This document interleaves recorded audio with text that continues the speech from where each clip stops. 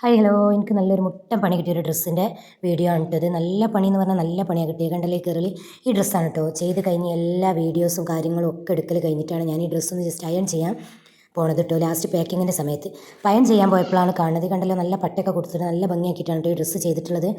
Iron ചെയ്തപ്പോഴാണ് ഇതിൻ്റെ back ഭാഗത്ത് ഞാൻ കാണുന്നത്. ബാക്ക് ഭാഗം ആയതുകൊണ്ടാണ് എൻ്റെ ശ്രദ്ധയിൽ ഇത് പെടാഞ്ഞത്. അപ്പോൾ അയൺ ചെയ്യുന്ന സമയത്താണ് ബാക്കിൽ ആദ്യം 2 വെട്ട് കണ്ട്, പിന്നെ അടുത്ത ഭാഗത്ത് അയൺ ചെയ്തപ്പോൾ അവിടെ കണ്ട് പിന്നെ ഒരു 3-4 വെട്ട് കണ്ടില്ലേ. ഇതുപോലെ ട്രിമ്മർ എടുത്തിട്ട് ഇങ്ങനെ കട്ട് ചെയ്ത് വെച്ചിന്.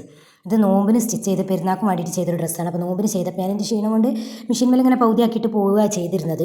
അപ്പോൾ അതിൻ്റെ ഇടയിലും ഞാനും എൻ്റെ മോനെടുത്ത പണിയാണ് കേട്ടത്. ഓൻ്റെ കയ്യിലോൻ ട്രിമ്മർ എടുത്തിട്ട് എപ്പോഴും എന്നോട് പറയേണ്ടത് ഓനെ കാണാൻ വെക്കരുത്, ട്രിമ്മർ കത്രിക ഒക്കെ എടുത്ത് വെക്കണം സ്റ്റിച്ചിങ്ങിൻ്റെ ഇടയിൽ. ഞാൻ അത്ര കാര്യമാക്കിയതുമില്ല, ശ്രദ്ധിച്ചതുമില്ല. അപ്പോൾ എനിക്ക് നല്ല പണി കിട്ടുകയും ചെയ്തു.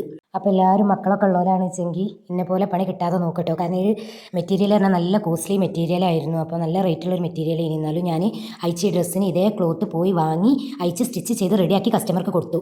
ഇപ്പോൾ ഇത് പറയുമ്പോൾ ചെറിയ വരുന്ന വെച്ചെങ്കിൽ ആ സമയത്ത് ഞാൻ കുറേ നിലവിളിച്ചു കേട്ടോ.